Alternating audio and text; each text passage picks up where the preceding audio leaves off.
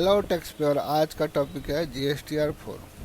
तो GSTR 4 किसके लिए होता है? जो tax payer composition scheme adopt कर रखा है, जो हमने पहले भी एक टॉपिक बनाया था कंपोजिशन स्कीम। फिर से मैं रिपीट करता हूँ, कंपोजिशन स्कीम किसको बोलते हैं? जो स्मॉल डीलर है जिसका सिर्फ रिटेलर में सेल है, जैसे कैश में सेल है, B2B में सेल किसी का नहीं है, तो वो अडॉप्ट कर सकता है। इसमें फ़ायदा क्या होता है?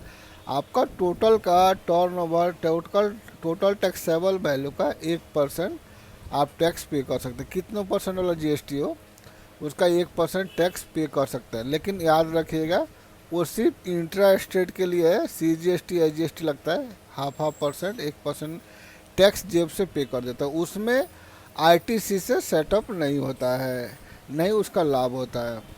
वो बाकायदा आपको इनवॉइस वैल्यू पे, इनवॉइस पे ही लिखा रहता है कि आप ITC क्लेम करने के एलिजिबल नहीं रहते हैं, वो अलाउ नहीं रहता है। तो सामने वाला का भी नहीं रहता है, परचेजर का भी नहीं अलाउ होता है ITC का सेटअप करने का, और ना ही आपके पास है।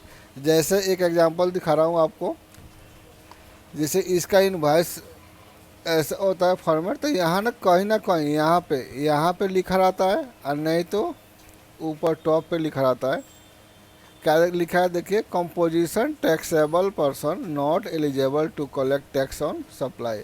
ये पहले से लिखा रहता है कि आपको ये ना बोले, आप ये ना बोले बाद में कि हमें पता नहीं था कि आप कंपोजिशन स्कीम अडॉप्ट कर रखे हैं, तो हमें ITC का लाभ नहीं मिलेगा।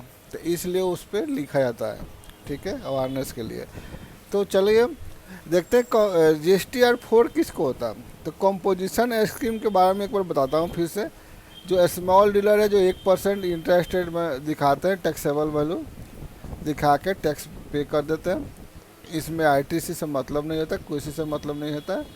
और दूसरी चीज़ क्वार्टरली होता है, क्वार्टर वाइज जाता है, 3-3 महीना पे जाता है। अगर आप कंपोजिशन स्कीम अडॉप्ट कर लिए हैं तो आपको एनुअल रिटर्न, उसके लिए कंपोजिशन स्कीम तो आपको क्वार्टरली देता है, उसके लिए एनुअल रिटर्न, ये टोटल टर्नओवर दिखाने के लिए ये हमको फाइल करना होता है।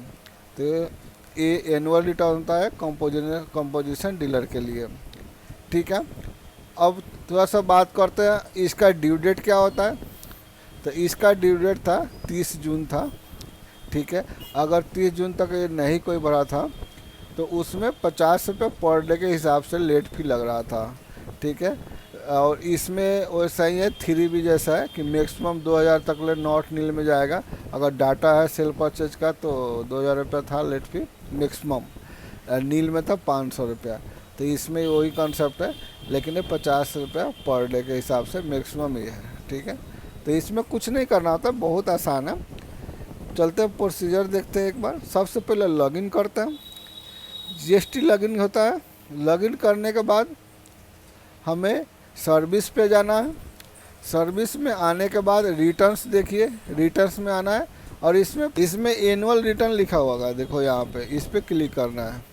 एनुअल रिटर्न पे क्लिक करेंगे तो फाइनेंशियल ईयर पूछेगा, जो क्लोज हो चुका है ऑलरेडी, 24-25 फाइनेंशियल ईयर। इसके बाद हम सर्च पे क्लिक कर देंगे। यहाँ पे देखिए एनुअल रिटर्न GSTR 4 फिल्ड कर दिया गया है। इसको खोलते हैं। उसके बाद इसमें क्या होता है, जितना भी डाटा हमने R1 में भरा है, जो वो ऑटो ड्राफ्ट इसमें आता है, ठीक है। तो ये टोटल टर्नओवर है इसका, ये भी आ जाता है। और उसके बाद हमें सेव करके, और सेव करके सेंड OTP करके वैलिडेट कर देते हैं। इसमें कुछ कोई खास नहीं आता है, और ये GSTR 4 रिटर्न चला जाता है। अगर डाउनलोड करके देखना है यहाँ से, तो यहाँ पे क्लिक कीजिए, समरी दिखा देगा क्या क्या है। तो इसमें होता क्या है, ये दिखा देगा आपको, ये टोटल टैक्सेबल वैल्यू, ये क्या इन